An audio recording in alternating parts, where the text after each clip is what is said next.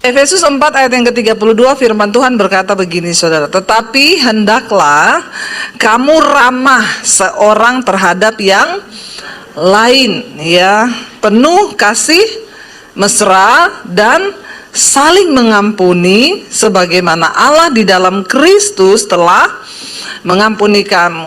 Firman ini berkata, tetapi hendaklah kamu ramah seorang terhadap yang lain. Ya, saudara, sudah 73 tahun. Ya, kalau kita ini tidak menjadi Kristen yang benar, yaitu kebangetan, saudara. Harusnya kita ini sudah semakin dewasa.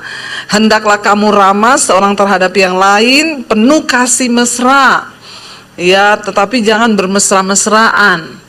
Apalagi kalau berlawanan jenis. Tapi saya kayaknya lihat di Malang ini jarang yang berselingkuh, ya. Ya, banyak atau sedikit?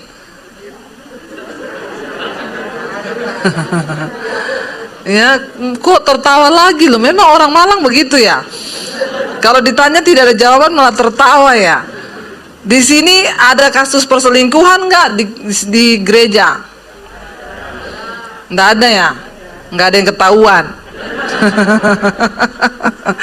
Ya, saudara, ya ayat ini bilang kita harus ramah ya dengan penuh kasih mesra dan saling mengampuni. Soalnya yang namanya dosa itu sekarang itu ya nggak main-main, saudara.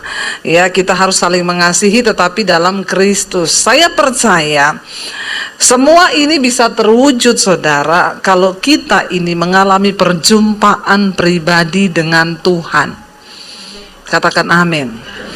Mau setua apapun orang, mau setua apapun gereja, kalau di dalamnya tidak ada perjumpaan pribadi dengan Tuhan, maka itu akan menjadi sia-sia. Kekristenan itu tidak pernah diukur dari berapa tuanya kita. Karena menjadi tua itu pasti, tetapi menjadi dewasa itu pilihan. Katakan, saudara mengerti ya kata-kata ini? Menjadi tua itu kan pasti, semua orang pasti jadi tua. Tetapi menjadi dewasa itu adalah pilihan kita. Makanya banyak orang sudah tua, suami saya itu bu, tua bu, tapi kelakuannya kayak anak-anak. Dikit-dikit ngambek, kalau ditegur marah, nggak ada tanggung jawab di rumah, ya nggak pernah perhatikan keluarga, ya padahal sudah tua loh. Jadi menjadi tua itu pasti, tapi menjadi dewasa itu sebuah pilihan. Sebaliknya, saudara, walaupun seorang itu masih muda umurnya, tapi kalau dia berjumpa Yesus, dia menjadi dewasa di dalam rohani, maka itu akan menjadi berbeda. Walaupun muda, penuh tanggung jawab. Ya, jadi makanya yang masih pacaran di sini, tapi memang saya lihat nih gereja jarang anak muda ya. Tertawa lagi kan? Lo ditanya tertawa lagi loh. Anak mudanya banyak nggak di sini?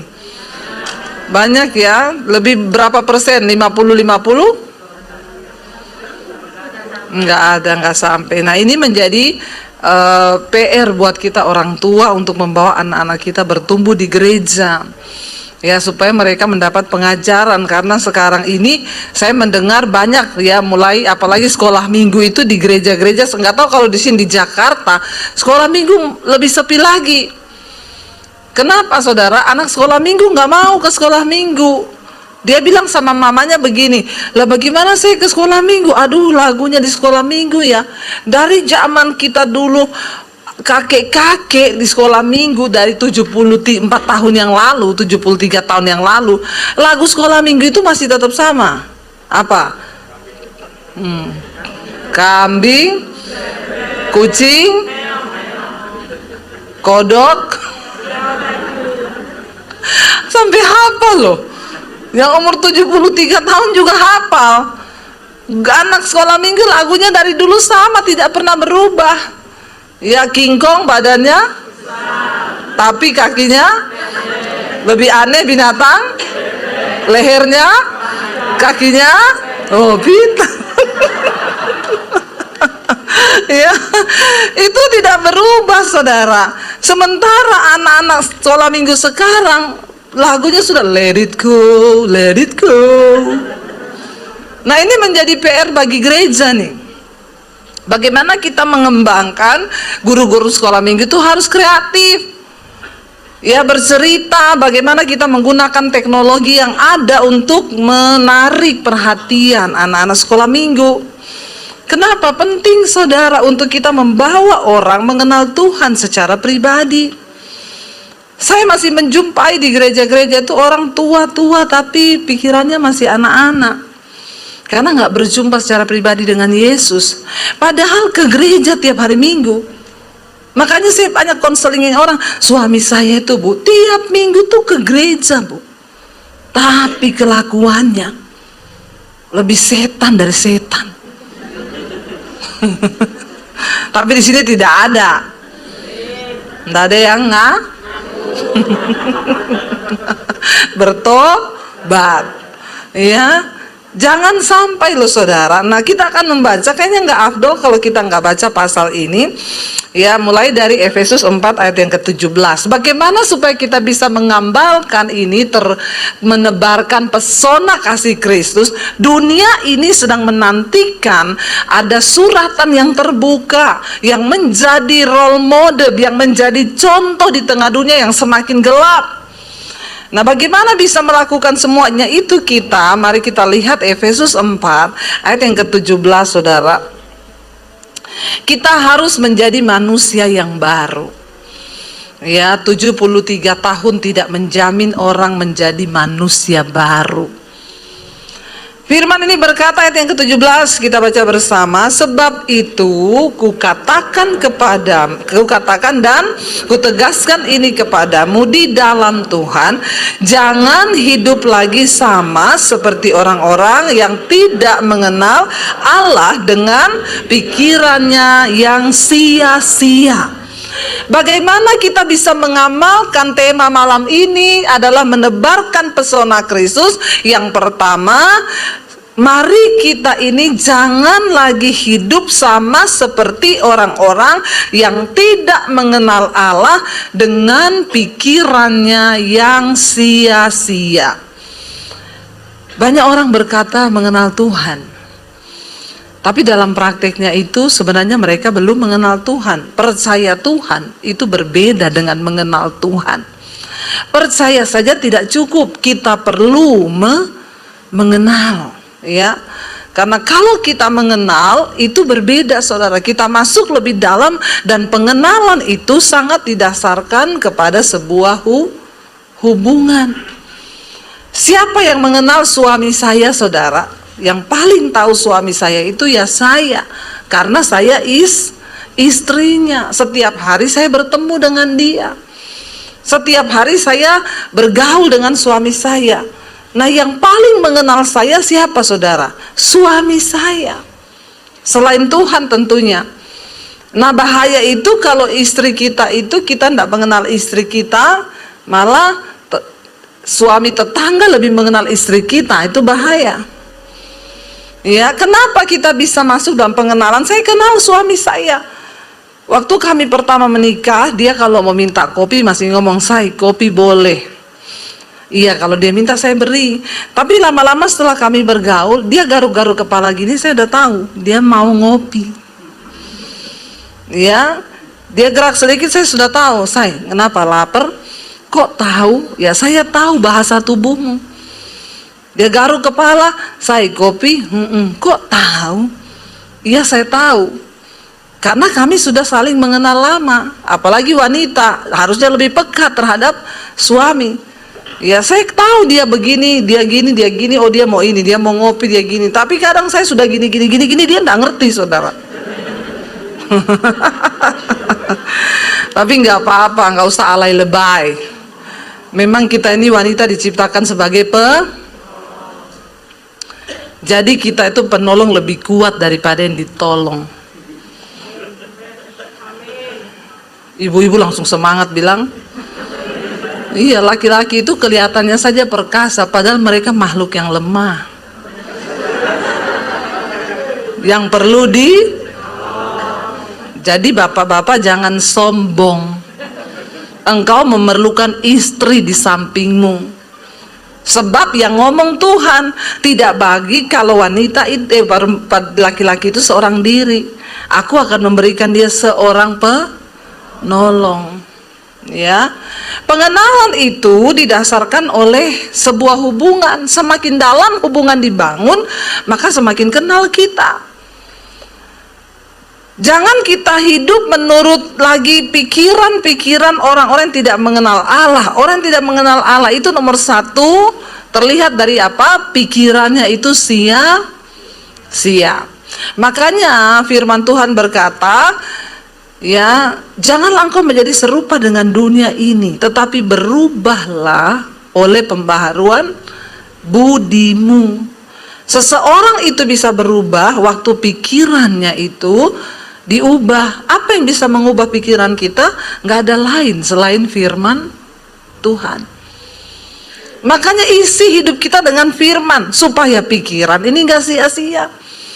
Makanya Rasul Paulus bilang, dulu sebelum aku mengenal Yesus, aku melakukan hal-hal yang merupakan kebanggaan.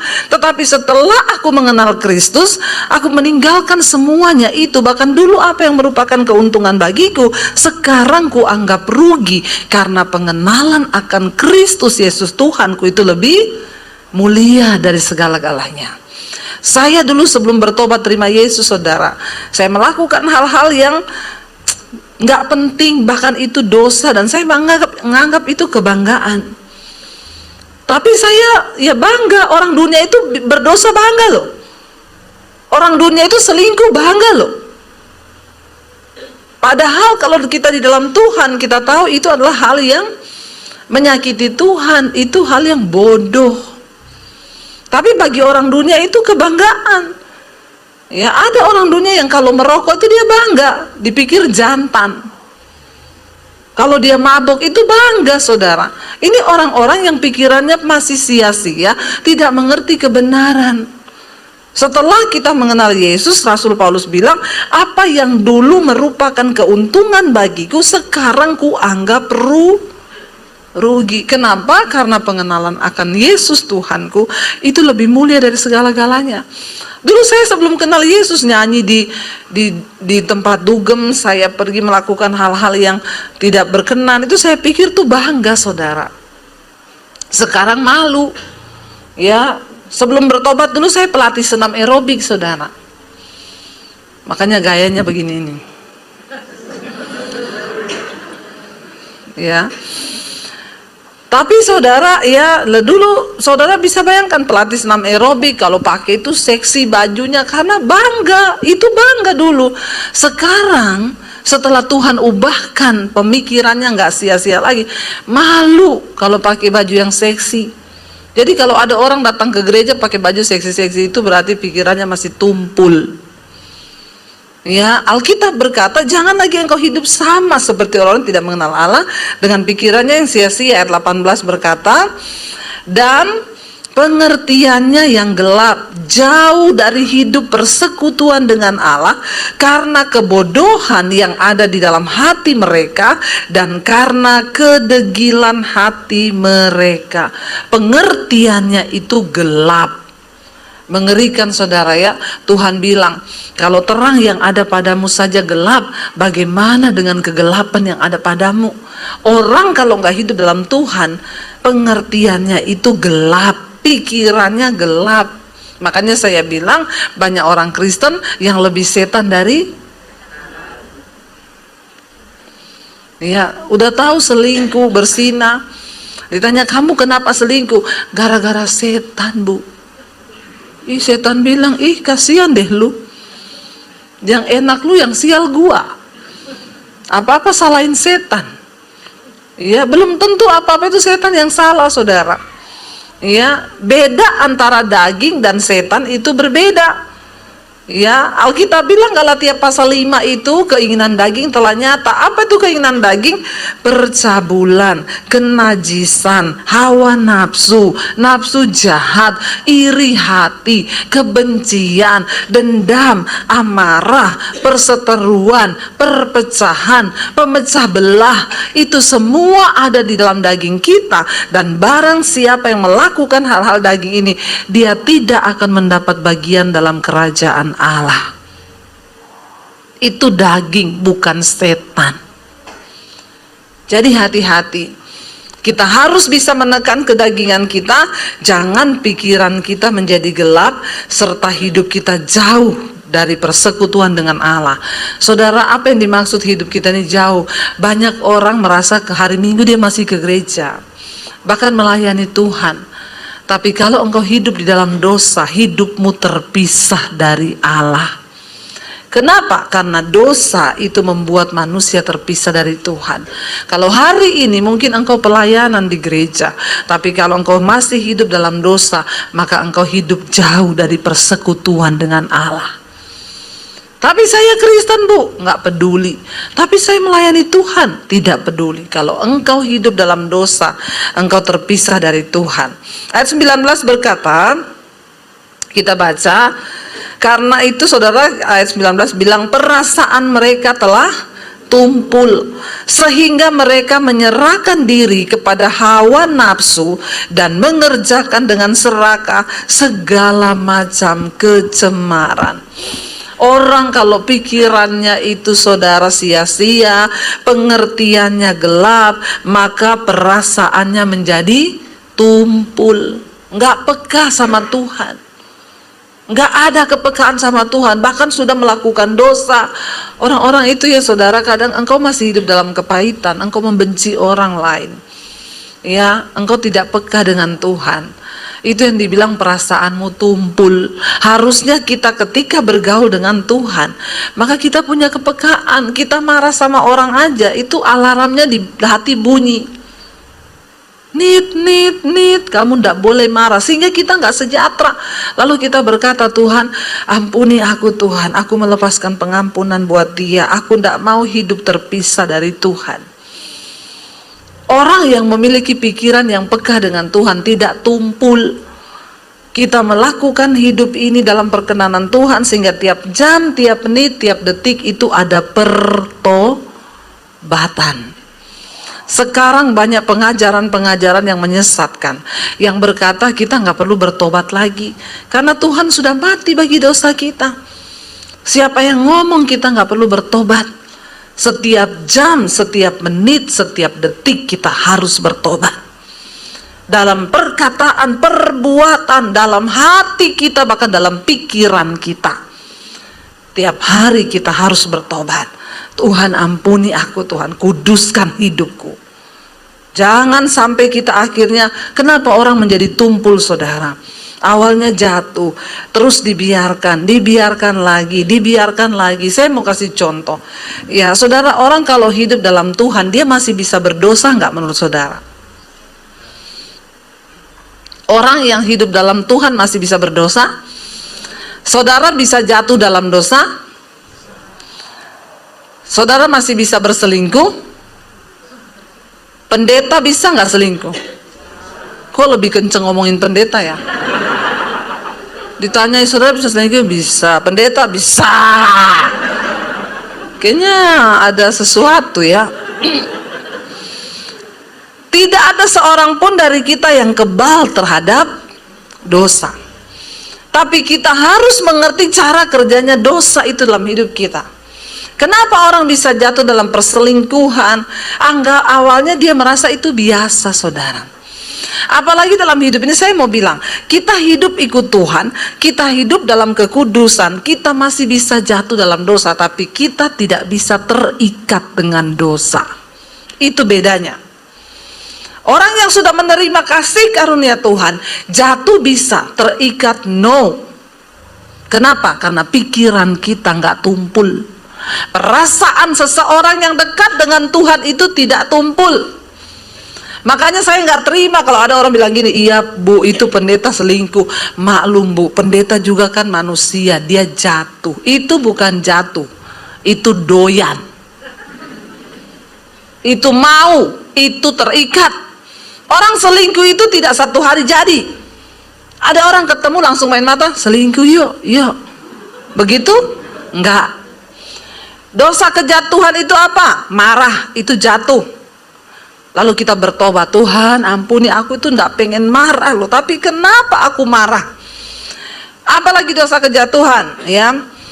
Nonton film porno, enggak usah angkat tangan. Itu bisa kejatuhan. Karena kenapa saudara? Hari ini handphone ini di tangan kita bisa kita pakai untuk hal yang positif, tapi handphone ini juga bisa membawa kita jatuh dalam dosa. Contoh, saya persiapan khotbah, saya ketik ya, mau khotbah tentang kaki Dian, saya cari di Google, kaki Dian, saya klik, yang muncul kakinya, ya, iya, padahal saya ketiknya kaki Dian, yang muncul kakinya Dian. Sekarang tinggal pilihan kita, kita mau klik yang gambar kaki Dian, atau kita mau lihat yang kakinya. Bener apa bener? Misalnya tiba-tiba seseorang tergoda untuk klik kakinya Dian, lalu dia nonton saudara.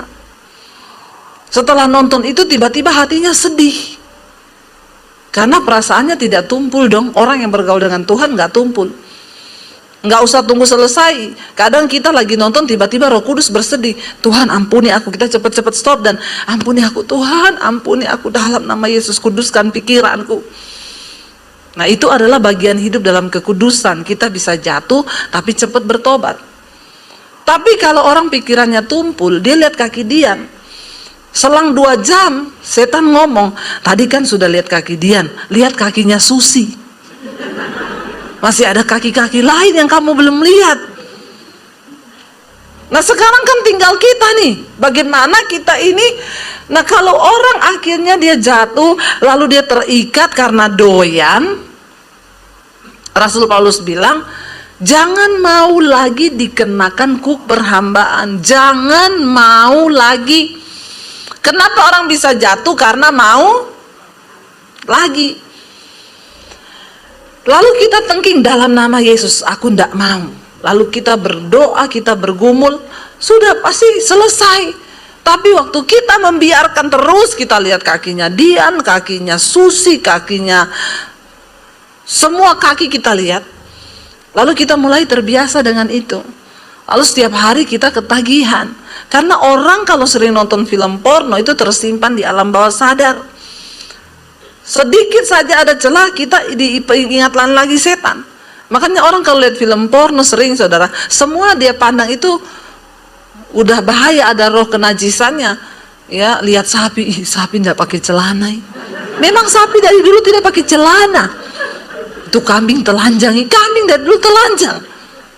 Dari dulu dasar otaknya aja yang sudah kotor, karena dirasukin sama yaitu tadi roh.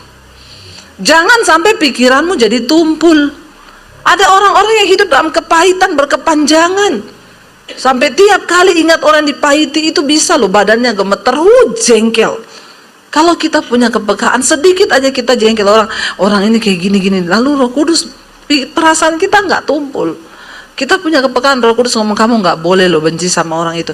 Tuhan ampuni aku, Tuhan, dalam nama Yesus aku lepaskan pengampunan. Walaupun aku ini sakit, tapi aku, itu namanya pikiran, perasaan kita tuh nggak tumpul.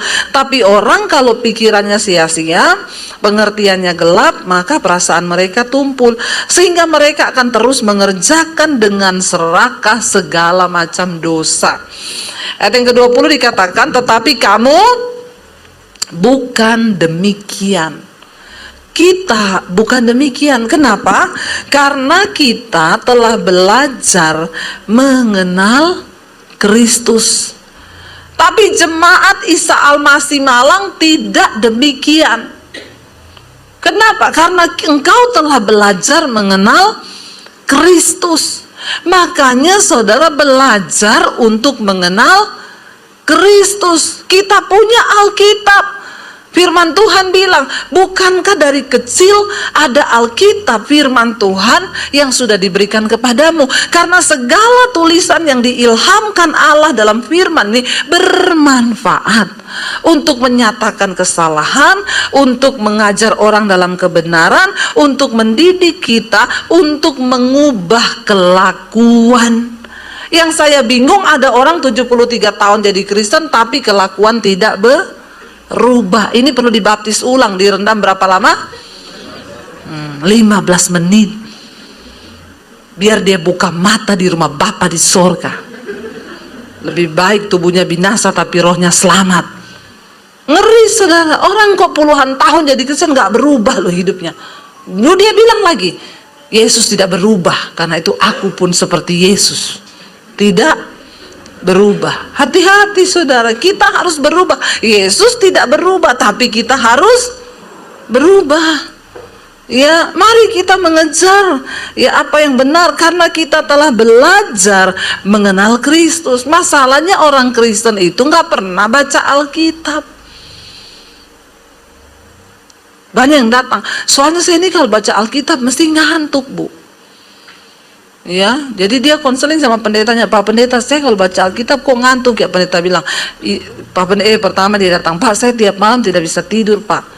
Pak Pendeta bilang, berarti kau disuruh Tuhan itu untuk baca Alkitab tiap malam.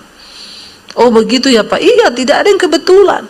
Minggu depan dia balik, puji Tuhan Pak Pendeta, gimana? Imannya luar biasa. Memang Alkitab itu obat tidur yang manjur. Saya kalau nggak bisa tidur, saya buka Alkitab baru 5 menit langsung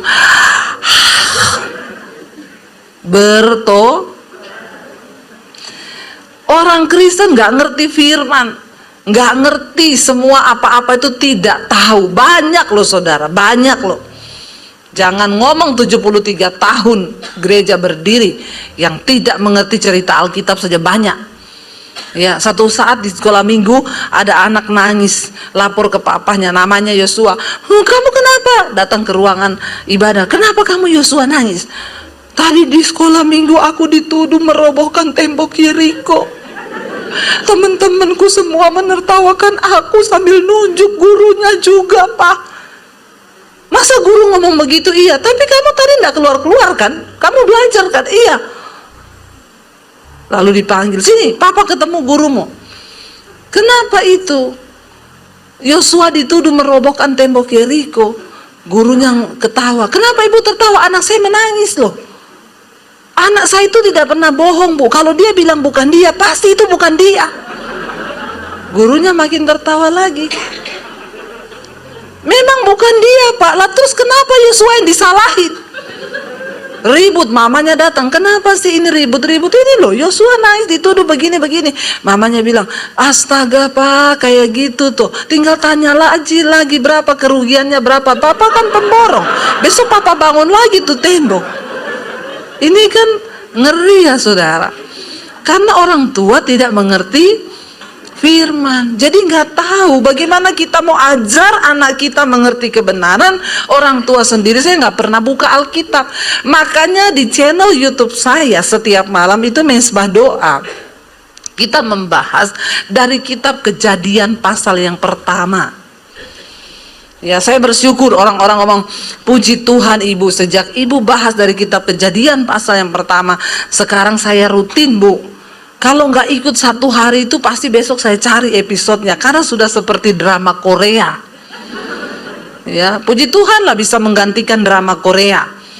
Jadi saya semangat saudara juga. Kenapa? Karena saya mendengar banyak orang-orang yang ada orang berkata, Bu, saya ini majelis di gereja, Bu.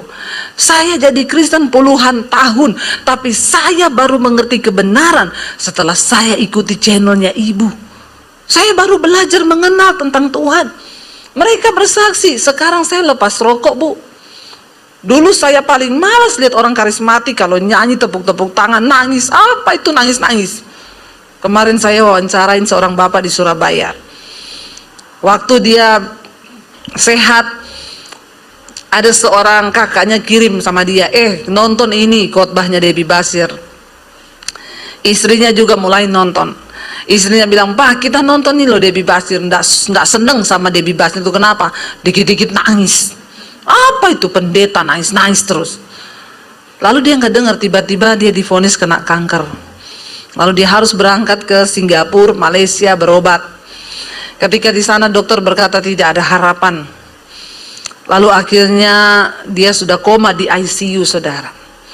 Tuhan Yesus datangi dia secara pribadi. Waktu dia dirawat, istrinya tiap malam putar mesbah doa. Ya, putar mesbah doa. Ketika dia di rumah sakit, dia berbulan-bulan di rumah sakit, tapi dia koma 3 hari nggak sadar. Selama di rumah sakit sebelum dia koma, tiap malam istrinya putar. Jadi kita itu mesbah doa kan awalnya lagu dulu, saudara. Ya, kita nyanyi puji-pujian, ya. Ku pandang wajahmu dan berseru. Saudara bayangkan orang lagi dalam keadaan sakit kanker, divonis mau mati, dengar puji-pujian, nangislah dia kan. Baru dia ngerti itu nangis itu seperti apa. Tapi puji Tuhan, Tuhan melawat dia 3 hari di ICU, tiba-tiba dia dapat penglihatan, Tuhan Yesus mendatangi dia. Dan akhirnya dia besok paginya bangun, dia sadar, dokter bilang tuh nggak mungkin, dan dia disembuhkan, saudara. Dia bilang, "Ibu Debbie, sekarang saya tiap malam dengar mesbah doa, tiap pagi dengar mesbah syukur, terus Bu baru nyanyi, sudah menangis." Saya bilang, "Sekarang Bapak rasa bagaimana indahnya menangis dalam Tuhan?" "Oh, Bu, ngomong sama saya aja udah nangis." Makanya beda orang itu kalau mengalami Tuhan. Ya, saya mau tanya, yang sudah ikut channel saya berapa banyak? Angkat tangan. Banyak. Yang belum bertobat. Tolong jangan lupa subscribe, komen dan share. Ya, saya bersuka cita mendengar orang berubah hidupnya. Itu yang lebih menyenangkan Tuhan. Apa mujizat terbesar dalam hidup ini? Waktu hidup kita diselamatkan dan kita mengalami perubahan. Itu mujizat terbesar. Belajar untuk ya mengenal, karena kamu sudah menerima pengajaran di dalam Dia, ya. Ayat yang ke-21 dikatakan, karena kamu telah mendengar tentang Yesus dan menerima pengajaran di dalam Yesus menurut kebenaran yang nyata dalam Yesus. Kamu telah belajar mengenal Allah, kamu telah mendengar tentang Tuhan, kamu menerima pengajaran di dalam Dia menurut kebenaran yang nyata dalam Yesus. Jadi kebenaran itu hanya ada di dalam Yesus. Berapa waktu yang lalu saya melayani seorang artis, saudara. Tiba-tiba dia WA ke saya pagi-pagi. Jadi di nomor HP saya itu yang masuk puluhan ribu. Saya tuh berdoa, "Tuhan, tolong tuntun saya setiap kali jawab WA ini, yang saya jawab itu yang memang orang yang Tuhan pilih." Karena yang masuk puluhan ribu, saya sudah tidak bisa menjawab. Ya apalagi yang cuma, "Bu, saya ada utang online." Aduh, yang begitu-begitu ya. Saya bilang, "Hubungi bank terdekat." Ya, ada lagi, "Saya ini terjebak utang 6 juta Bu, saya udah mau dibunuh Bu, saya sudah mau bunuh diri, nggak tahu mau bikin apa, makanya saya berdoa, saya dengar Tuhan bilang minta ke Ibu Debbie, minta ke Ibu Debbie." Saya bilang, "Oh, Tuhan bilang begitu ya?" "Iya Bu, bener." Makanya saya tadi malam berdoa, saya bilang, "Saya dengar Tuhan juga ngomong sama saya." "Apa Bu?" Tuhan bilang, "Jangan dikasih." Ya, kau mau tipu-tipu kah? Yang begitu banyak, saudara. Tiba-tiba saya klik ini, waktu saya sampai jam berapa khotbah? Sampai jam berapa? 10. Anda puas, saya lemes. Saya ini sudah dari hari Kamis loh khotbah di Surabaya loh. Ya Kamis, Jumat, Sabtu, Minggu. Harus jadi saya sudah pulang loh. Saya dari dulu, saudara, "Bu, lanjut ke Malang Bu, lanjut ke Malang Bu, lanjut ke Malang." Saya nggak mau sambung-sambung karena memang capek, saudara. Ya tapi ya sudahlah, memang gereja ini mendapatkan anugerah dari Tuhan. Ya sehingga saya datang ke sini. Ya lalu saudara, saya itu berdoa sama Tuhan, biar Tuhan itu yang tunjuklah ini yang siapa. Lalu artis tuh ngomong, "Saya ini Bu Dia cuma tulis gini, saya mau tolong baptis saya. Saya bangun pagi-pagi habis mesbah syukur, saya buka itu WA. Tiba-tiba masuk, ting, tolong baptis saya. Wah, ini serius ini emergency nih. Saya langsung balas, serius kamu mau dibaptis? Iya, saya serius. Ya udah, saya telepon, kenapa kamu mau dibaptis? Dia cerita, papa saya meninggal, papa saya itu bukan orang Kristen dari seberang. Dan karena papa saya meninggal, akhirnya saya setiap hari saya sholat 5 waktu. Karena itu akan menyelamatkan papa saya bisa masuk surga. Tiap hari saya sholat, lalu saya mulai mencari, saya mulai belajar, karena saya mulai berpikir, nanti kalau saya mati siapa yang berdoa buat saya ya supaya saya masuk surga. Saya mulai baca kitab saya, dia bilang, saya mulai cari tentang surga. Tapi ketika dia mulai membaca tentang surga, dia tuh merasa tidak sreg, saudara. Dia bilang, Tuhan, kalau memang dengan saya sholat papa saya bisa masuk surga, saya nggak mau sholat 5 waktu, 10 waktu supaya papa saya masuk surga. Akhirnya saudara, dia setiap malam plus tahajud jam 2 malam dia bangun berdoa. Karena saudara, kalau mau doa tenanan sungguh-sungguh sama Tuhan itu biar cepat didengar, berdoalah tengah malam di saat semua orang lagi tidur, karena Tuhan lagi tidak sibuk. Semua orang tidur, yang dia dengar cuma doamu itu. Ya, jadi pasti langsung instan balasannya. Ya, sebenarnya bukan kayak gitu juga ya, cuma itu namanya harga kan yang kita bayar. Lalu akhirnya saudara, ketika dia mulai perbandingkan, itu membuat dia mencari jalan kebenaran. Dia beli Alkitab, dia baca tentang sorga di Alkitab. Dia bilang, waduh, kok sorga di Alkitab itu mulia, kudus, kekal, pokoknya sesuatu yang, lalu dia tertarik. Tapi dia semakin takut, saya tidak mau tersesat, dia bilang. Jadi dia semakin mendalami agamanya, dia semakin rajin sholat, dia semakin rajin tahajud. Dia bilang, saya tidak boleh tersesat. Tapi satu kali ketika dia lagi sholat tahajud, dia didatangi sama Tuhan Yesus, saudara. 2 malaikat berdiri di samping kanan kirinya, dan ada seorang sosok pria pakai jubah putih. Dia bilang, Bu, mukanya itu bersinar terang, tetapi terangnya itu tidak menyilaukan, tapi damai. Saya tidak bisa melihat mukanya, saya langsung tersungkur, tersujud, dan muka saya ini harus mencium tanah, lantai. Lalu dia berkata, akulah jalan, kebenaran, dan hidup. Maka datanglah kepadaku. Jadi dia mulai cari, saudara. Dia baca Alkitab, dia baca Alkitab. Lalu ada suara yang berkata, kamu harus menyerahkan hidupmu, kamu harus dibaptis. Dia mulai hubungi semua pendeta-pendeta yang ada di YouTube, ya, pendeta-pendeta besar, ya, dia hubungi, saya mau dibaptis, tapi nggak ada satupun yang balas. Ya, lalu tiba-tiba dia bilang, Tuhan, saya ini sudah mau menyerahkan diri saya loh, tapi kenapa nggak ada yang balas? Tuhan, tunjukkan pendeta siapa yang harus membaptis saya. Habis dia berdoa begitu, tiba-tiba dia buka iPad-nya, channel saya muncul. Dia bilang, channel ibu itu sudah lama muncul, tapi saya minggirin aja, karena saya tidak tertarik dengan namanya Basir. Ya, saya ini di mana-mana dipikir saudaranya, cucunya Abu Bakar Basir. Ya, lalu saudara, dia tidak tertarik, tapi pagi itu tiba-tiba ada sesuatu yang menunjukkan dia, langsung dia klik, saudara. Dia dijamat Tuhan dengan khotbah pertama saya, dia nangis.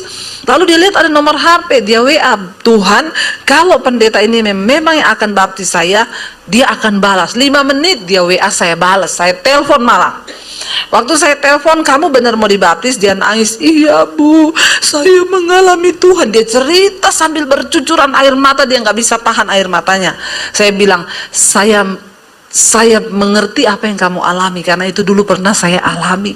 Kamu sedang mengalami perjumpaan dengan Tuhan. Dia nangis, dia bilang, Tuhan itu mulia Bu, saya tersungkur, saya nggak bisa. Iya, ya udah, kalau kamu serius, kirim KTP-mu sama saya. Dia kirim, saya search di Google, muncul mukanya. Loh, ini kan artis sinetron. Saya telepon lagi, maaf ya, kamu artis ini bener? Iya. Ya udah, nanti kita ketemu, bisa nggak datang ke rumah saya? Saya kasih alamat, dia datang saudara, nggak tunggu lama, siangnya datang pakai kerudung, nangis saudara. Saya doakan, nggak bisa tahan air mata. Saya doakan, kita belajar tentang baptisan, beberapa hari kita ketemu, akhirnya baptis. Saudara, yang namanya kebenaran, ayat ini berkata di dalam Yesus itu ada kebenaran. Dan kita ini harus memancarkan terang kasih Tuhan itu. Sehingga ayat yang ke-22 berkata, ya, bagaimana orang yang sudah mengenal kebenaran itu? Yaitu bahwa kamu berhubung dengan kehidupan kamu yang dahulu harus menanggalkan manusia lama yang menemui kebinasaannya oleh nafsunya yang menyesatkan, supaya kamu dapat dibaharui di dalam roh dan pikiranmu dan mengenakan manusia baru yang telah diciptakan menurut kehendak Allah di dalam kebenaran dan kekudusan yang sesungguhnya. Jadi kita ini di dalam Kristus harus menjadi ciptaan yang baru. Ya, yang lama sudah berlalu, yang baru sudah datang. Saudara, kita ini untuk menjadi manusia baru itu saudara nggak bisa hanya dengan berdoa. Tuhan, ubah aku, simsalabim, abrakadabra. Ketika kita berdoa untuk menjadi manusia baru, contoh nih, kita kan harus tahu diri kita ya. Siapa yang paling tahu? Saya dulu ketika bertobat, aduh saya baca Alkitab, saya baru temukan, waduh ternyata dalam diri saya ini banyak sekali dosa. Saya sudah berjumpa dengan Tuhan itu. Tapi saya mulai baca Alkitab, jangan marah, jangan iri hati, jangan ini, jangan ini. Waduh, itu semua ternyata ada dalam diri saya, Tuhan. Saya mau beresin hidup saya. Saya berdoa, Tuhan, hari ini saya mau jadi orang yang tidak marah-marah, Tuhan. Dalam nama Yesus saya puasa. Saya keluar kamar, adik saya maki-maki saya nggak ada alasan. Lalu setan bilang, di sampingmu ada sepatu, lempar ke mukanya adikmu. Kalau dulu sebelum saya mengenal Yesus, saya ambil benar, saya lempar ke mukanya dia. Tapi saat itu ketika ya setan bicara begitu, Roh Kudus ngomong, jangan marah, tinggalkan panas hati itu. Kamu sedang berdoa supaya menjadi orang yang tidak marah-marah. Harap tenang, ini ujian. Amin. Saya baru mengerti dulu kalau orang ujian itu tulisannya harap ada ujian. Kenapa? Karena di dalam tinggal tenang itu terletak kekuatanmu. Waktu saya mau balas dia, iblis lempar pakai sandal, lempar di mukanya dia. Roh Kudus ngomong, jangan, tenang, ini ujian. Saya bergumul tiap hari untuk bisa nggak marah. Anda yang paling tahu dengan dirimu apa dosa yang masih ada dalam kita. Itu nggak bisa simsalabim, kita harus bergumul menjadi manusia baru. Satu kali ada anak muda saudara, anak kos ini, dia kos di Jakarta dari luar pulau ya, namanya Joni. Tidak ada nama Joni di sini tuh, aman ya. Kalau saya pakai Bambang atau Joko masih banyak di sini, jadi kita pakai nama Joni yang aman saja. Dia datang di KKR, dia ini terikat dengan kemabukan, persinahan, judi, rokok, semuanya. Begitu dia dengar firman, pendetanya bilang, maju ke depannya mau bertobat. Dia lari dari belakang, dia dijamah Tuhan. Lari tersungkur, didoakan, saudara, nangis, air mata keluar, air hidung keluar, air mulut keluar. Lalu akhirnya dia dijamah Tuhan, dia pulang. Terima, jadi manusia baru. Dia pulang, dia masuk ke kamar kosnya, dia gali tanah di belakang rumah. VCD pornonya, minuman, botol whisky-nya, kartu judinya, film pornonya, dia tanam semua di belakang rumah. Dia taruh salib, Joni yang lama wafat, tanggal sekian, jam sekian. Lalu temannya datang, Joni minum yuk. Tidak, Joni yang lama sudah mati. Sekarang yang ada Joni yang baru. Allah, gaya lu gini-gini. Sebab perbuatan daging itu telah nyata. Wih, Joni khotbah. Ya, lolos dia dalam hal judi. Besok datang temannya lagi nawarin dia minum. Ayo minum Joni. Tidak, Joni sudah wafat. Hari ketiga pacarnya Joni datang pakai rok mini. Dia langsung rangkul Joni. Joni tengking, dalam nama Yesus. Pacarnya bilang, ngapain sih lu macem-macem? Langsung Joni bilang, daging memang penurut, Roh memang penurut, tapi daging lemah. Mulai cari ayat pembenaran firman, akhirnya Joni jatuh lagi, saudara. Dia jatuh dalam perselingkuhan. Temannya datang, John, 3 hari lalu katanya lu sudah bertobat. Seperti Tuhan Yesus, pada hari yang ketiga dia bangkit kembali. Joni pun bangkit hari yang ketiga. Saya mau kasih contoh dari ilustrasi ini apa, saudara? Kita kalau mau jadi manusia baru, perjuangan. Bisa nggak jatuh lagi? Bisa, tapi jangan menyerah. Terus bangkit, saudara. Ya, jangan menyerah. Dikatakan, ayo kita ini, mari saudara, kita menanggalkan semua hal yang berbau dosa, kita membuang segala yang tidak benar. Kita harus mengenakan manusia baru yang telah diciptakan menurut kehendak Allah di dalam kebenaran dan kekudusan. Karena itu 25 berkata, buanglah dusta, berkatalah benar seorang kepada yang lain, karena kita adalah sesama anggota. Menurut saudara, ini kepala-kepala orang-orang dari anak buah raja, saudara, diangkat 120 orang. Tapi ada 3 orang yang diangkat mengepalai 120 orang. Salah satunya Daniel. Saya bertanya, saudara, kira-kira ada yang iri nggak sama Daniel? Kok tahu? Masalah iri ini memang nggak bisa dihilangkan. Mau di dunia sekuler apalagi, ya, mau di dunia rohani, ya, karena di rohani pun masih banyak yang rohana. Apalagi kalau mereka itu sempat berpikir begini, ini siapa? Orang baru atau orang lama? Ya, ini anak baru apa anak lama? Nggak bahaya, tak? Dan akhirnya Daniel mendapat kedudukan yang tertinggi, saudara. Kita tahu bersama, ya pasti mereka akan berpikir, kami ini udah sekolah loh. Kami ini di sini mengabdi puluhan tahun loh. Terus tiba-tiba lu datang gitu. Siapa lu? Orang buangan. Minoritas lagi di sini. Maaf, kamu bukan pribumi, iya kan? Tapi pribulan. Lalu dia datang dan menjadi kepala.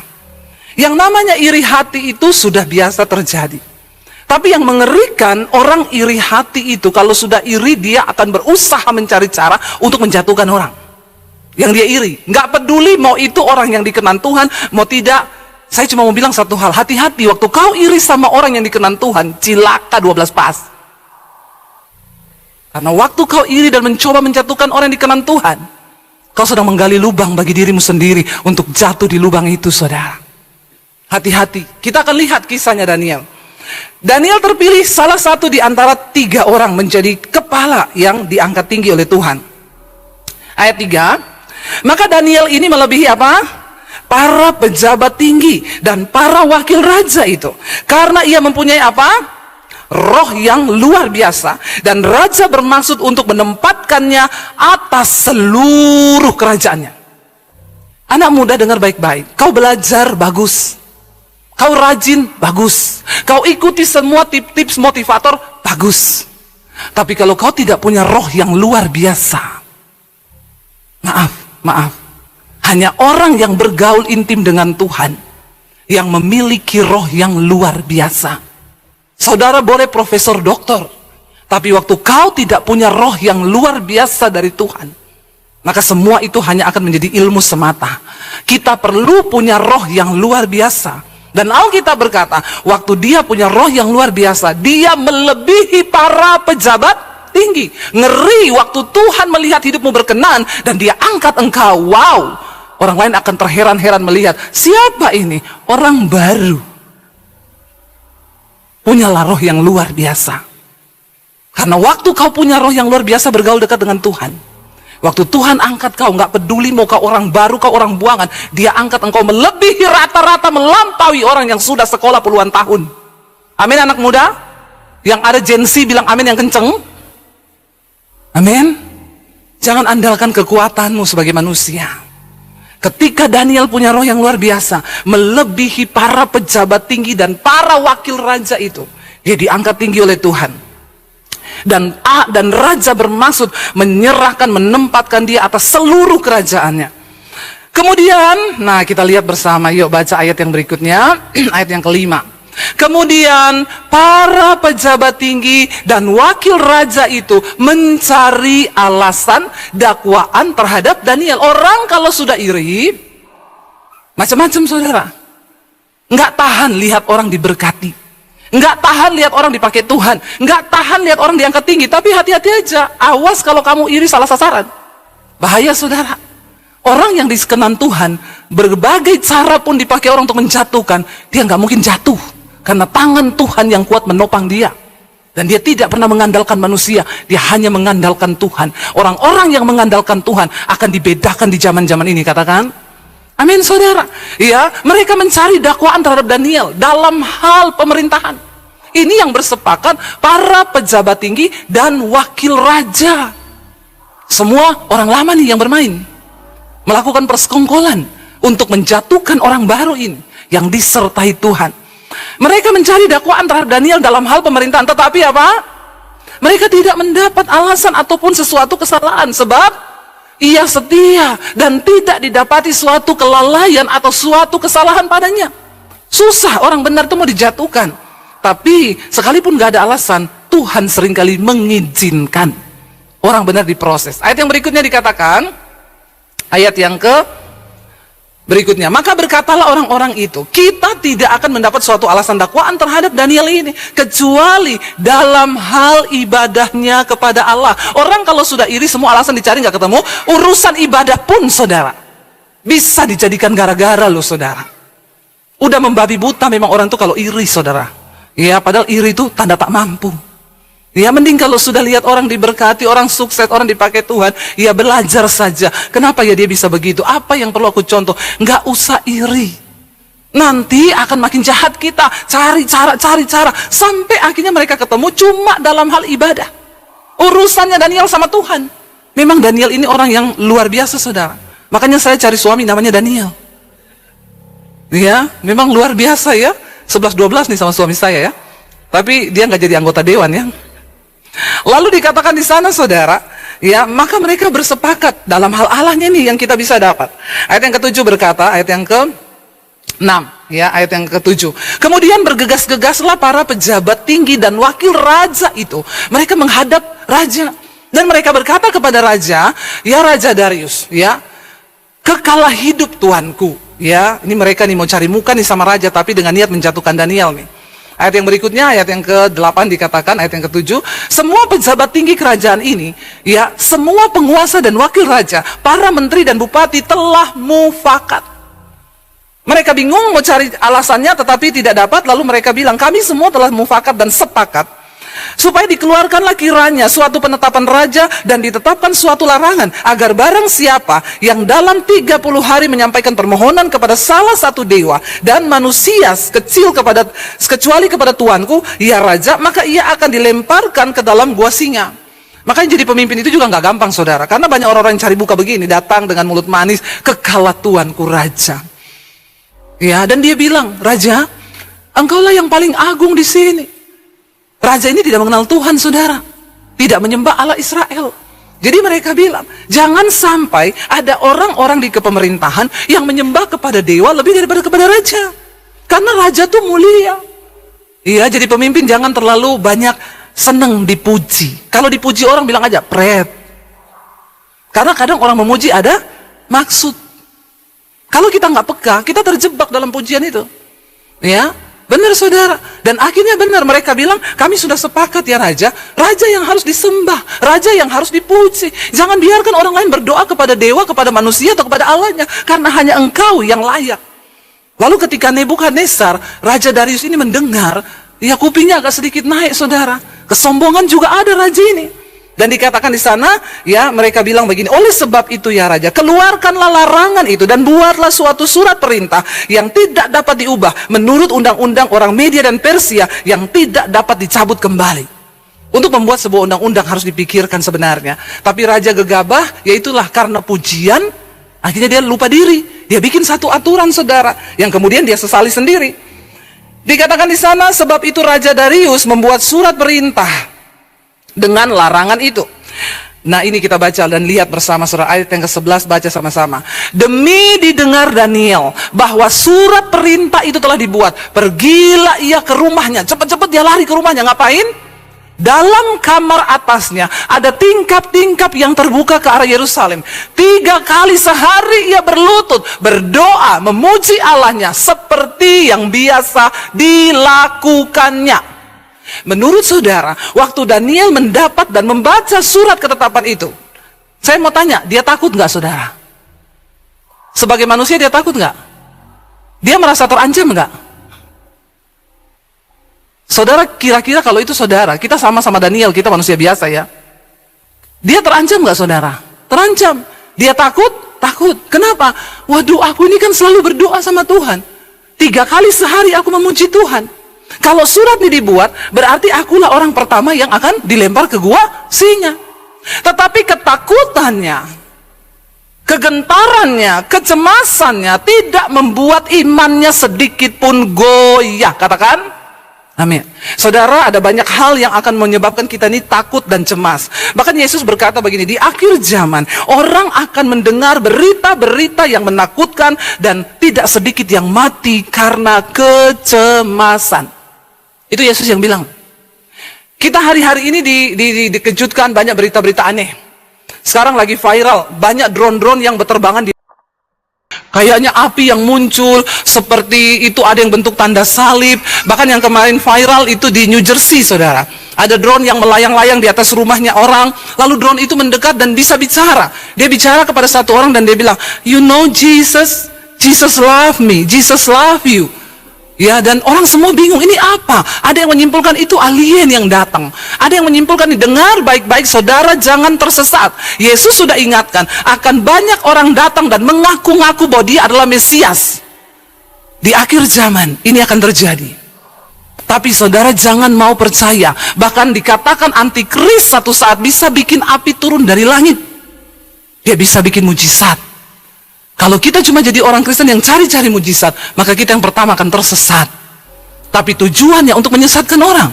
Saudara, sekarang ada project, ya, Blue Beam yang sedang dikerjakan. Mereka bisa bikin nanti proyektor Yesus di langit seperti benar-benar ada Tuhan.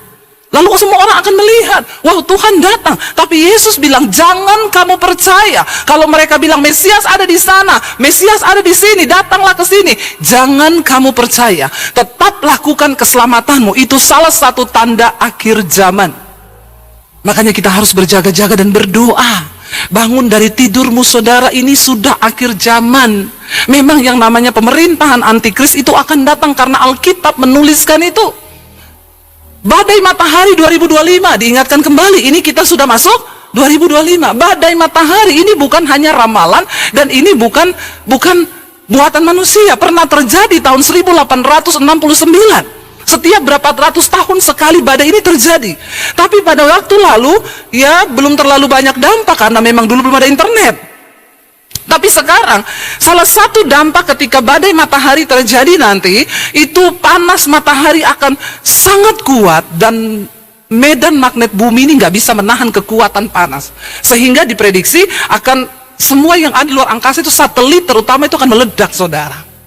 Dan bayangkan, salah satu resiko atau konsekuensinya adalah kita hidup tanpa internet. Saudara bisa bayangkan kalau kita hidup tanpa internet? Mati bu, kagak. Ya, tapi saya pikir-pikir bagus juga ya kalau memang ini dari Tuhan. Ya supaya kita semua ini belajar kembali lagi ke hidup yang lama. Siapa yang kalau nggak bawa handphone rasanya mau mati, angkat tangan. Ada di sini? Ya banyak ya. Saya pernah pergi sama suami, saya bilang, ih HP ketinggalan. Suami saya bilang, putar balik ya, kagak usah, nggak mati, nggak bawa HP. Ya, benar nggak saudara? Harus mulai belajar, jangan terikat.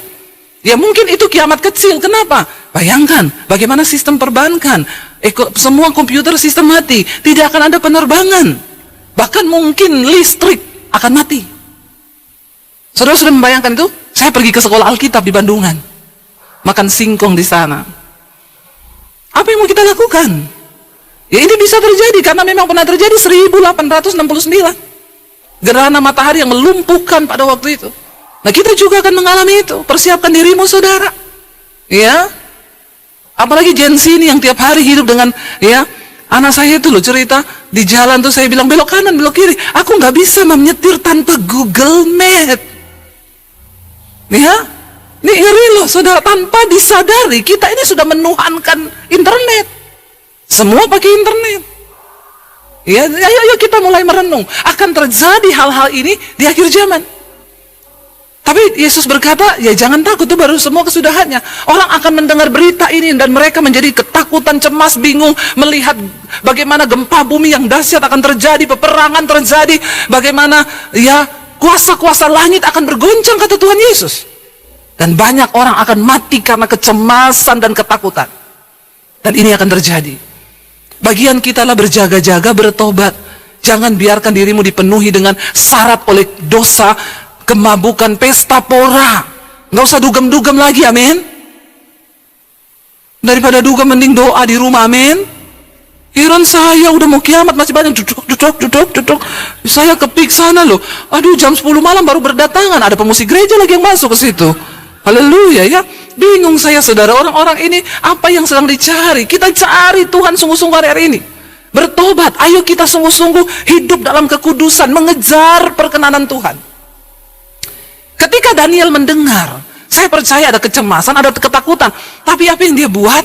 Dia lari pulang ke rumah, dia masuk ke kamarnya, dia berlutut di situ. Dan dia berdoa 3 kali sehari, dia berlutut mencari Tuhan. Kalau hari ini kau takut berlutut cari Tuhan, jangan cari Pak Konrad. Jangan cari Debbie Basir. Cari Tuhan, amin. Karena kita nggak bisa juga apa-apa buat saudara. Kenapa saya bilang cari Tuhan, saudara? Cari Tuhan. Ya, cari Tuhan. Karena satu saat kita nggak bisa mengandalkan siapapun, nggak bisa andalkan suami, anak, semua kita cuma bisa andalkan Tuhan. Ingat, keselamatan itu pribadi-pribadi.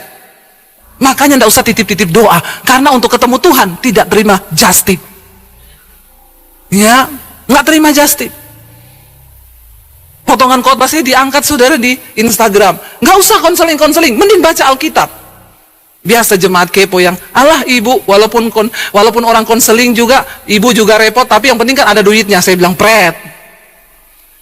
Kalau kita jadi jemaat yang tidak mau mengenal Tuhan, nggak mau baca Alkitab, nggak mau cari Tuhan sendiri, terus ngapain saudara? Saya mengajarkan yang benar kepada saudara, ayo cari Tuhan. Tidak ada just tip untuk ketemu Tuhan. Kita pribadi-pribadi, istri nggak bisa selamatkan suami, suami nggak bisa selamatkan istri. Orang tua nggak bisa selamatkan anak, semua akan berdiri secara pribadi, kita cuma bisa nasehatin. Tapi urusan keselamatan, itu pribadi-pribadi kita nggak bisa gandeng-gandengan. Nggak ada, beli satu gratis satu. Ya, urusan pribadi kita dengan Tuhan. Daniel datang berlutut di kaki Tuhan, berdoa. 3 kali sehari dia cari Tuhan. Lalu Alkitab berkata apa saudara di sana? Waktu dia dengar ayat yang ke-12 sekarang, ayat yang ke-10, 11 ya. Lalu orang-orang itu bergegas-gegas masuk dan mendapati Daniel sedang berdoa dan memohon kepada Allah. Itu yang mereka tunggu. Orang iri itu pengen lihat orang yang dia iri itu jatuh. Itu yang dia tunggu.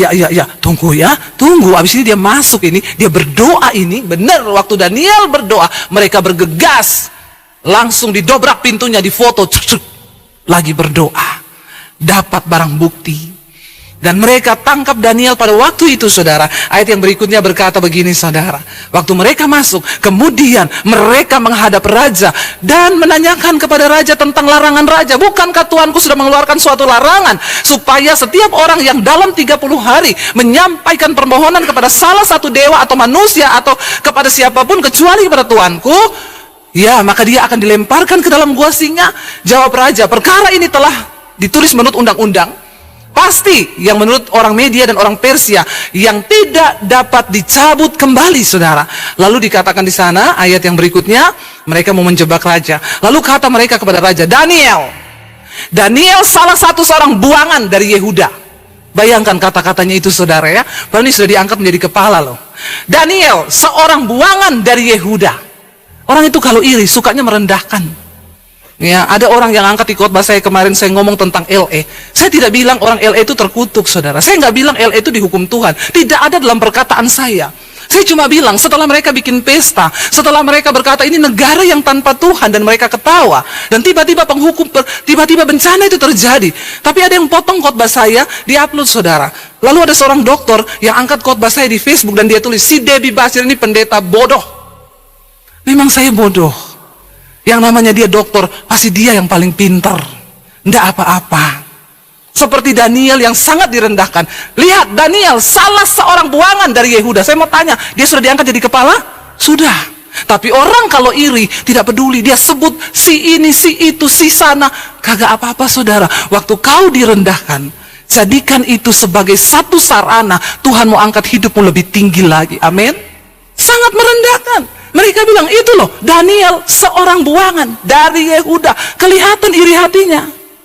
Kelihatan orang itu kalau iri saudara, akan mencari-cari kesalahan. Akan mencari-cari hal yang bisa. Dia kan bisa sudah bicara baik-baik secara pribadi. Tapi enggak. Itu loh, orang buangan dari Yehuda. Dia tidak mengindahkan Tuanku. Ya raja yang tidak mengindahkan larangan Tuanku itu harus dikatakan tiga kali sehari dia mengucapkan doanya. Lalu ayat yang berikutnya dikatakan di sana, ya, setelah raja mendengar hal itu, apa yang terjadi? Raja apa? Sedih, karena raja tahu Daniel itu orang benar. Raja tahu Daniel itu orang disertai Tuhan. Raja tahu dia orang pintar. Raja tahu dia tidak mungkin melakukan kesalahan. Dan itu memang sebenarnya bukan kesalahan. Raja menjadi sangat sedih. Dan ia mencari jalan untuk melepaskan Daniel. Bahkan sampai malam, dia masih berusaha untuk mencari jalan untuk menolongnya. Tapi pada zaman itu, titah raja yang sudah dikeluarkan tidak bisa ditarik kembali. Dan raja pun akhirnya terjebak dalam keputusan yang tidak bisa dirubah. Dia cuma bisa nyanyi, aku terjebak, aku tertipu. Kasihan, orang iri itu bisa menipu, bisa menjebak orang. Bahkan raja pun dijebak. Lalu kita lihat bagaimana Tuhan menolong saudara. Raja itu tidak tidur. Kita lihat ayat yang selanjutnya. Setelah raja mendengar hal itu, lalu bergegas-gegaslah orang-orang menghadap raja serta berkata, ketahuilah raja bahwa menurut undang-undang orang Media dan Persia tidak ada larangan atau penetapan yang dikeluarkan raja yang dapat diubah. Mereka berbalik menyerang raja, jangan kau ubah walaupun kau berniat menolong dia.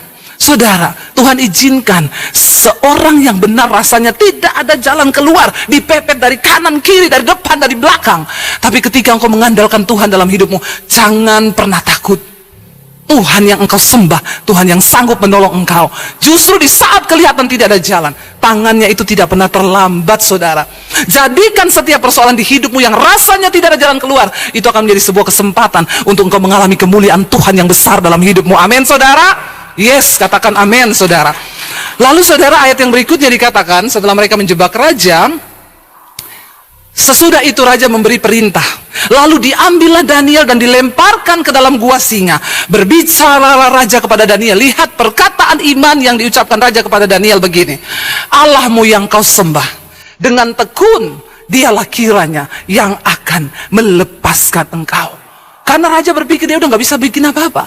Saudara, jangan pernah engkau andalkan manusia, siapapun itu, termasuk orang berkuasa apapun. Waktu engkau mengandalkan Tuhan, Tuhan yang akan bekerja. Dan seorang raja yang tidak punya iman kepada Allah bisa berkata, Allahmu yang kau sembah itu dengan tekun, dialah yang akan melepaskan engkau. Apa yang terjadi? Ayat berikutnya berkata, raja sampai gak bisa tidur, maka dibawalah sebuah batu dan diletakkan pada mulut gua itu. Daniel dimasukin dalam gua singa, ditutup dengan batu saudara, pintunya, dia gak bisa keluar. Lalu raja mencap itu dengan cincin materainya dan dengan cincin materai para pembesarnya, supaya dalam hal ini Daniel tidak dibuat perubahan apa-apa. Udah ditok dengan cincin sah, tidak boleh dirubah. Lalu ayat 18 saudara, di sana dikatakan begini saudara, kita baca. Lalu pergilah raja ke istananya dan berpuasalah ia semalam-malaman. Raja nggak mau makan, dia merendahkan diri.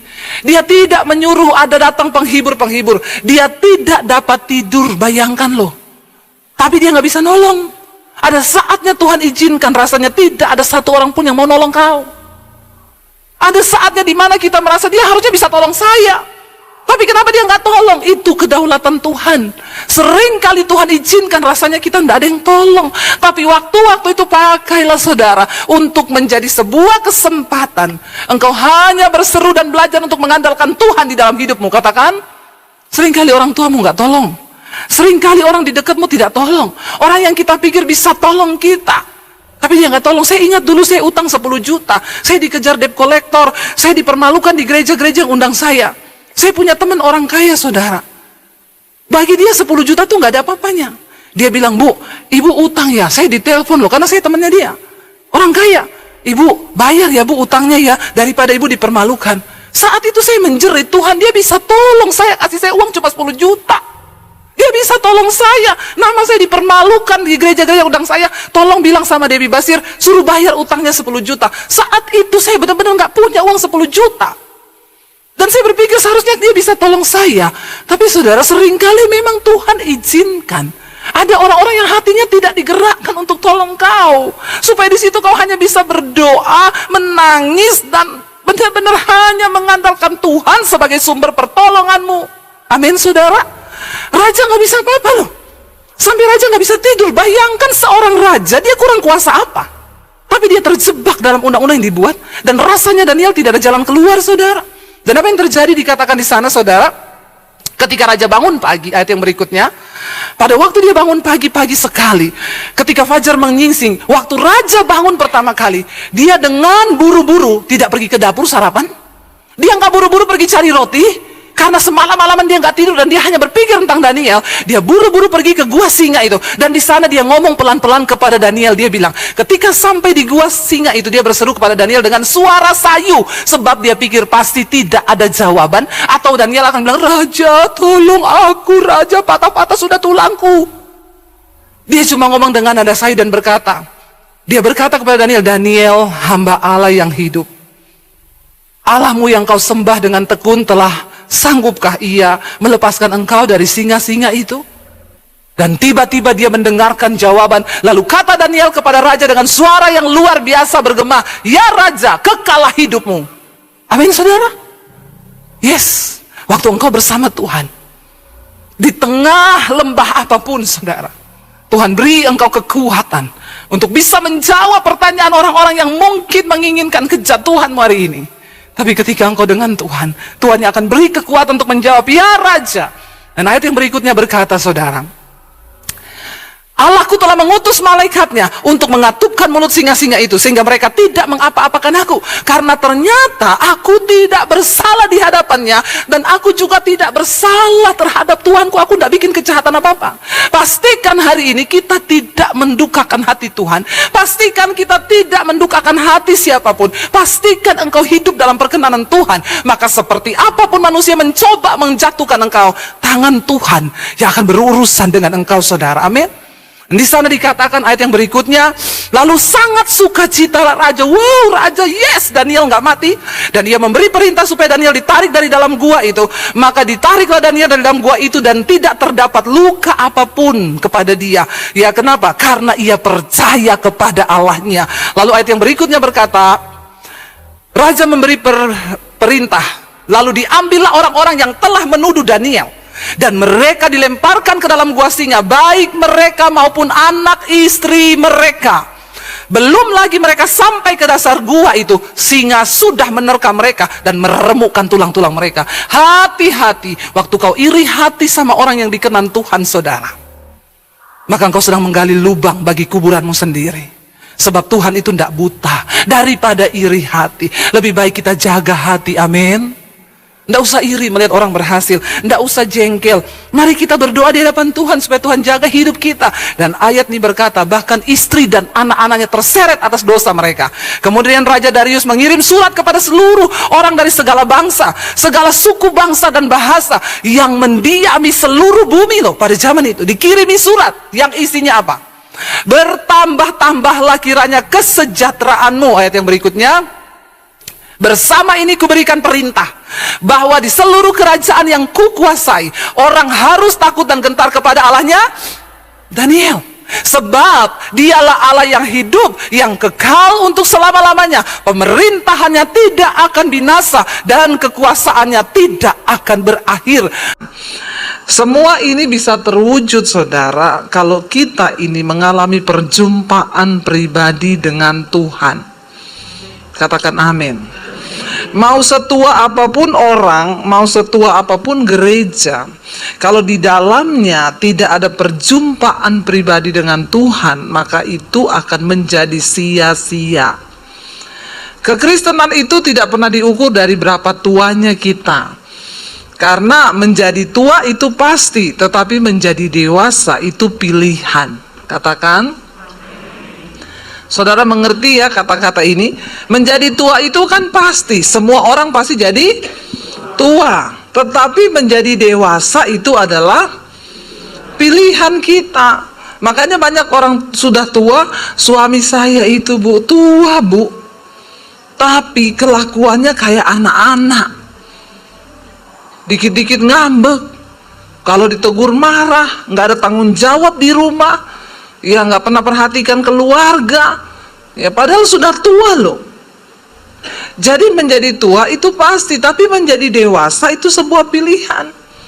Sebaliknya saudara, walaupun seorang itu masih muda umurnya, tapi kalau dia berjumpa Yesus, dia menjadi dewasa di dalam rohani, maka itu akan menjadi berbeda. Walaupun muda, penuh tanggung jawab.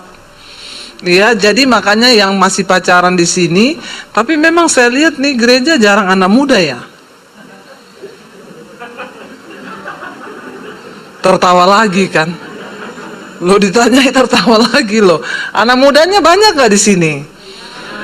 Banyak ya. Lebih berapa persen? 50-50? Enggak ada, enggak sampai. Nah ini menjadi PR buat kita orang tua untuk membawa anak-anak kita bertumbuh di gereja.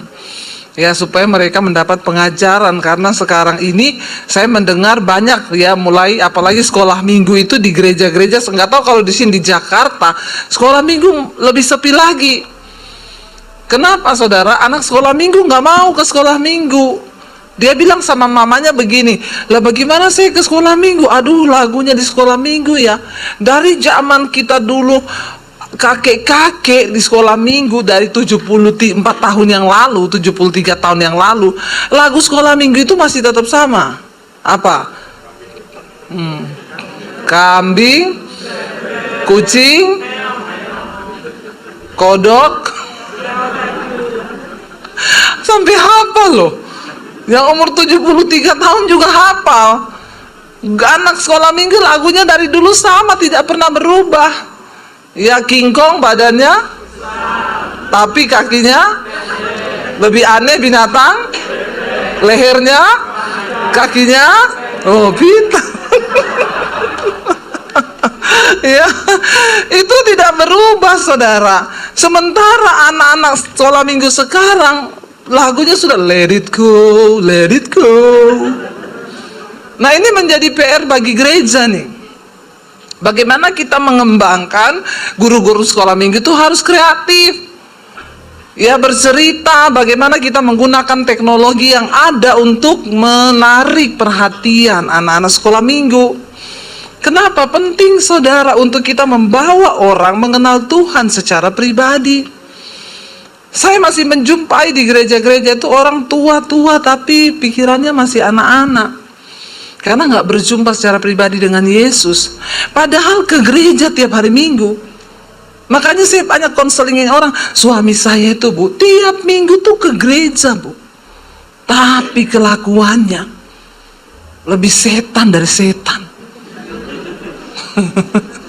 Tapi di sini tidak ada. Tidak ada yang bertobat. Ya. Jangan sampai loh saudara. Nah kita akan membaca, kayaknya nggak afdol kalau kita nggak baca pasal ini. Ya mulai dari Efesus 4 ayat yang ke-17. Bagaimana supaya kita bisa mengambalkan ini, menebarkan pesona kasih Kristus. Dunia ini sedang menantikan ada suratan yang terbuka, yang menjadi role model, yang menjadi contoh di tengah dunia yang semakin gelap. Nah bagaimana bisa melakukan semuanya itu kita, mari kita lihat Efesus 4 ayat yang ke-17 saudara. Kita harus menjadi manusia yang baru. Ya 73 tahun tidak menjamin orang menjadi manusia baru. Firman ini berkata ayat yang ke-17, kita baca bersama. Sebab itu kukatakan dan kutegaskan ini kepadamu di dalam Tuhan, jangan hidup lagi sama seperti orang-orang yang tidak mengenal Allah dengan pikirannya yang sia-sia. Bagaimana kita bisa mengamalkan tema malam ini adalah menebarkan pesona Kristus. Yang pertama, mari kita ini jangan lagi hidup sama seperti orang-orang yang tidak mengenal Allah dengan pikirannya yang sia-sia. Banyak orang berkata mengenal Tuhan, tapi dalam prakteknya itu sebenarnya mereka belum mengenal Tuhan. Percaya Tuhan itu berbeda dengan mengenal Tuhan. Percaya saja tidak cukup, kita perlu mengenal, ya. Karena kalau kita mengenal itu berbeda, saudara. Kita masuk lebih dalam dan pengenalan itu sangat didasarkan kepada sebuah hubungan. Siapa yang mengenal suami saya, saudara?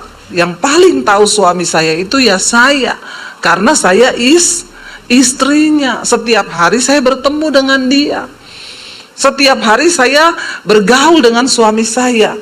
Nah, yang paling mengenal saya siapa, saudara? Suami saya, selain Tuhan tentunya. Nah, bahaya itu kalau istri kita itu kita tidak mengenal istri kita, malah suami tetangga lebih mengenal istri kita. Itu bahaya. Ya, kenapa kita bisa masuk dalam pengenalan? Saya kenal suami saya. Waktu kami pertama menikah, dia kalau mau minta kopi masih ngomong, "Say, kopi boleh." Iya, kalau dia minta saya beri. Tapi lama-lama setelah kami bergaul, dia garuk-garuk kepala gini, saya udah tahu dia mau ngopi. Ya, dia gerak sedikit saya sudah tahu, "Say, kenapa lapar?" "Kok tahu?" "Ya, saya tahu bahasa tubuhmu." Dia garuk kepala, "Saya kopi." "Kok tahu?" "Iya, saya tahu." Karena kami sudah saling mengenal lama. Apalagi wanita harusnya lebih peka terhadap suami. Ya, saya tahu dia begini, dia gini, dia gini. Oh, dia mau ini, dia mau ngopi, dia gini. Tapi kadang saya sudah gini, dia nggak ngerti, saudara. Tapi nggak apa-apa, nggak usah alay lebay. Memang kita ini wanita diciptakan sebagai jadi kita itu penolong lebih kuat daripada yang ditolong. Ibu-ibu langsung semangat bilang, iya, laki-laki itu kelihatannya saja perkasa, padahal mereka makhluk yang lemah, yang perlu Jadi bapak-bapak jangan sombong. Engkau memerlukan istri di sampingmu. Sebab yang ngomong Tuhan, tidak bagi kalau wanita itu laki-laki itu seorang diri. Aku akan memberikan dia seorang penolong. Ya, pengenalan itu didasarkan oleh sebuah hubungan. Semakin dalam hubungan dibangun, maka semakin kenal kita. Jangan kita hidup menurut lagi pikiran-pikiran orang-orang yang tidak mengenal Allah. Orang yang tidak mengenal Allah itu nomor satu, terlihat dari apa? Pikirannya itu sia-sia. Makanya firman Tuhan berkata, ya, janganlah engkau menjadi serupa dengan dunia ini, tetapi berubahlah oleh pembaharuan budimu. Seseorang itu bisa berubah waktu pikirannya itu diubah. Apa yang bisa mengubah pikiran kita? Nggak ada lain selain firman Tuhan. Makanya isi hidup kita dengan firman, supaya pikiran ini nggak sia-sia. Makanya Rasul Paulus bilang, dulu sebelum aku mengenal Yesus, aku melakukan hal-hal yang merupakan kebanggaan. Tetapi setelah aku mengenal Kristus, aku meninggalkan semuanya itu. Bahkan dulu apa yang merupakan keuntungan bagiku, sekarang ku anggap rugi. Karena pengenalan akan Kristus Yesus Tuhanku itu lebih mulia dari segala-galanya. Saya dulu sebelum bertobat terima Yesus, saudara, saya melakukan hal-hal yang nggak penting, bahkan itu dosa, dan saya menganggap itu kebanggaan. Tapi saya ya bangga, orang dunia itu berdosa bangga loh. Orang dunia itu selingkuh bangga loh. Padahal kalau kita di dalam Tuhan, kita tahu itu adalah hal yang menyakiti Tuhan, itu hal yang bodoh. Tapi bagi orang dunia itu kebanggaan. Ya, ada orang dunia yang kalau merokok itu dia bangga, dipikir jantan. Kalau dia mabuk itu bangga, saudara. Ini orang-orang yang pikirannya masih sia-sia, tidak mengerti kebenaran. Setelah kita mengenal Yesus, Rasul Paulus bilang, apa yang dulu merupakan keuntungan bagiku, sekarang ku anggap rugi. Kenapa? Karena pengenalan akan Yesus Tuhanku itu lebih mulia dari segala-galanya. Dulu saya sebelum kenal Yesus nyanyi di tempat dugem, saya pergi melakukan hal-hal yang tidak berkenan, itu saya pikir tuh bangga, saudara. Sekarang malu. Ya, sebelum bertobat dulu saya pelatih senam aerobik, saudara. Makanya gayanya begini ini. Ya. Tapi saudara, ya dulu saudara bisa bayangkan pelatih senam aerobik kalau pakai itu seksi bajunya karena bangga, itu bangga dulu. Sekarang setelah Tuhan ubahkan pemikirannya, nggak sia-sia lagi, malu kalau pakai baju yang seksi. Jadi kalau ada orang datang ke gereja pakai baju seksi-seksi itu berarti pikirannya masih tumpul. Ya, Alkitab berkata, jangan lagi engkau hidup sama seperti orang yang tidak mengenal Allah dengan pikirannya yang sia-sia. Ayat 18 berkata, dan pengertiannya yang gelap, jauh dari hidup persekutuan dengan Allah, karena kebodohan yang ada di dalam hati mereka, dan karena kedegilan hati mereka. Pengertiannya itu gelap. Mengerikan, saudara, ya. Tuhan bilang, kalau terang yang ada padamu saja gelap, bagaimana dengan kegelapan yang ada padamu? Orang kalau nggak hidup dalam Tuhan, pengertiannya itu gelap, pikirannya gelap. Makanya saya bilang, banyak orang Kristen yang lebih setan dari, ya, udah tahu selingkuh, berzina, ditanya, kamu kenapa selingkuh? Gara-gara setan, Bu. Setan bilang, kasihan deh lu. Yang enak lu, yang sial gua. Apa-apa salahin setan. Ya, belum tentu apa-apa itu setan yang salah, saudara. Ya, beda antara daging dan setan itu berbeda. Ya, Alkitab bilang Galatia pasal 5 itu keinginan daging telah nyata. Apa itu keinginan daging?